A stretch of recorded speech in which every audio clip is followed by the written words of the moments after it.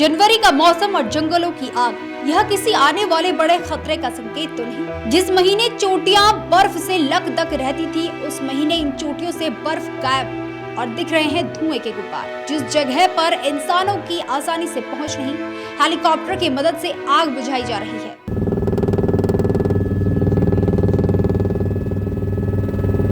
उस जगह आखिर कौन लगा रहा है आग? जी हाँ, हम बात कर रहे हैं चमोली जिले के जोशीमठ क्षेत्र में स्थित नंदा देवी राष्ट्रीय पार्क की। आप यह जानकर अचंभित होंगे, जहाँ की पहाड़ियां इस मौसम में बर्फ से लकदक रहनी चाहिए थी, वहाँ के जंगल धू धू कर चल रहे हैं। सवाल बड़ा है, आखिर इन जंगलों और इतनी दूरी पर आग कौन लगा रहा है? जहां इंसानी पहुंच नहीं, वहां हेलीकॉप्टर से ही जाना संभव है।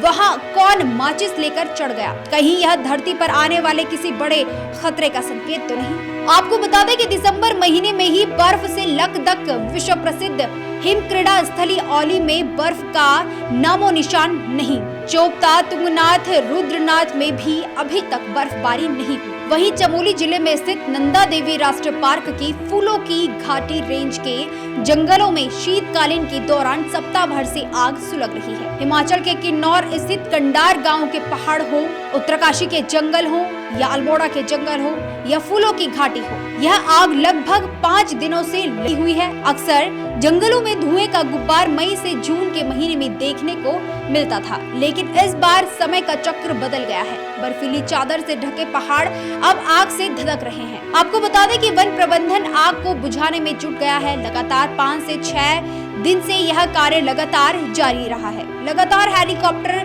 द्वारा निगरानी रखी जा रही है। हेलीकॉप्टर द्वारा भी आग को बुझाने का प्रयास किया जा रहा है। वहीं 15 हेक्टेयर से ज्यादा वन संपदा के नाश होने का अनुमान लगाया जा रहा है।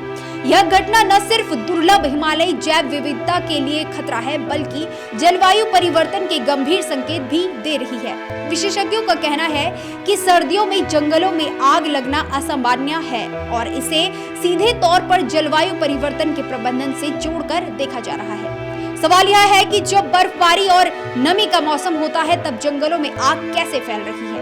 अगर पिछले वर्षों पर नजर डालें तो यह कोई पहली घटना नहीं। 2016 से 2025 के बीच पिथौरागढ़, उत्तरकाशी और चमोली जैसे जिलों में 35,000 मीटर से अधिक ऊंचाई वाले क्षेत्रों में भी शीतकालीन वनाग्नि की घटनाएं सामने आई। हालांकि तब आग पर समय रहते काबू पा लिया गया, लेकिन आज तक इसके वास्तविक कारण सामने नहीं आ सके। इस पर फूलों की घाटी में जिस तरह आग लगातार सुलग रही है, उसने वहीं उच्च हिमालय पारिस्थितिकी तंत्र के लिए खतरे की घंटी बजा दी है।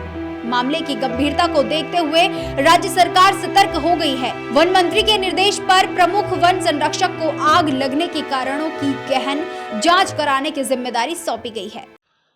विभाग द्वारा आग बुझाने के लिए काफ़ी प्रयास किए जा रहे हैं। हमारी 2 टीमें वहाँ लगातार काम कर रही हैं, लेकिन एरिया चूँकि 11-12 हज़ार मीटर, 4,200 मीटर ऊंचाई से ज़्यादा है और स्टीप हिल्स है, मतलब 70-80 डिग्री सेंटीग्रेड पे खड़ी चट्टानें हैं, जहाँ पे मैनुअली पहुंचना मुश्किल है। इसलिए कल हेलीकॉप्टर से, इकोडा के हेलीकॉप्टर से हवाई सर्वेक्षण किया गया, जिसमें मैं और हमारे 2 वन क्षेत्र अधिकारी मौजूद थे और आग काफ़ी ऊपर चट्टानी एरिया में पहुंच गई है। एरिया का आकलन अभी नहीं किया जा सका है, इसका करेंगे। पहले आग, हमारा प्रयास है कि 25-30 लेबर और लगा दी गई है, जिससे आग तत्काल कंट्रोल हो जाए। सरकार का कहना है कि वैज्ञानिक अध्ययन के रिपोर्ट के अनुसार भी भविष्य में ठोस और प्रभावी अग्नि नियंत्रण नीति तैयार की जाएगी। फिलहाल बड़ा सवाल यही है कि क्या यह प्रकृति का बदलता मिजाज है या फिर हम अनदेखे खतरों की ओर बढ़ रहे हैं। फिलहाल इस खास रिपोर्ट में इतना ही। देखते रहिए तीतर न्यूज। धन्यवाद।